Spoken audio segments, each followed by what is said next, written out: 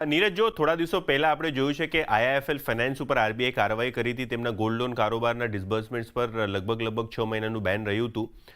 હવે આરબીઆઈએ ગઈકાલે સર્ક્યુલર બહાર પાડીને ગોલ્ડ ફાઇનાન્સિંગ કંપનીઝને ચેતવ્યું છે.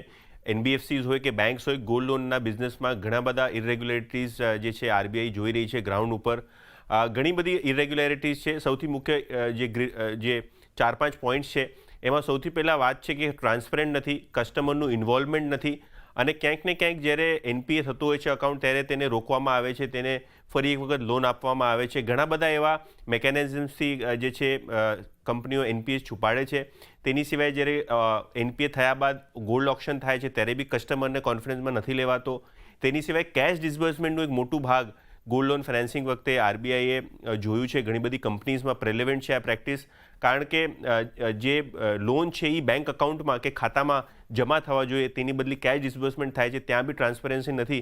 તો ક્યાંક ને ક્યાંક આરબીઆઈ કીધું છે કે કમ્પ્લાયન્સીસ કરો, જે આરબીઆઈનું ફ્રેમવર્ક છે, જે ગોલ્ડ લોનનું ફ્રેમવર્ક છે તેની અંદર કામ કરો, અને અગર નોન કમ્પ્લાયન્સીસ જોવા મળ્યા તો ક્યાંક ને ક્યાંક એક લાલ આંખ કે એક કાર્યવાહી થતી જોવા મળશે. આરબીઆઈની 3 મહિનાનો સમય આપ્યો છે બધી ચીજોને દુરુસ્ત કરવા.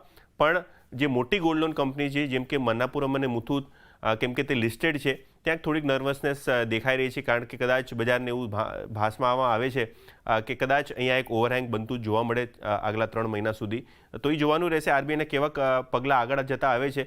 પણ હા, બંને મન્નાપુરમ અને મુથુટ ફાઇનાન્સ થોડા પ્રેશરમાં આજના સત્રમાં જોવા મળી રહ્યા છે.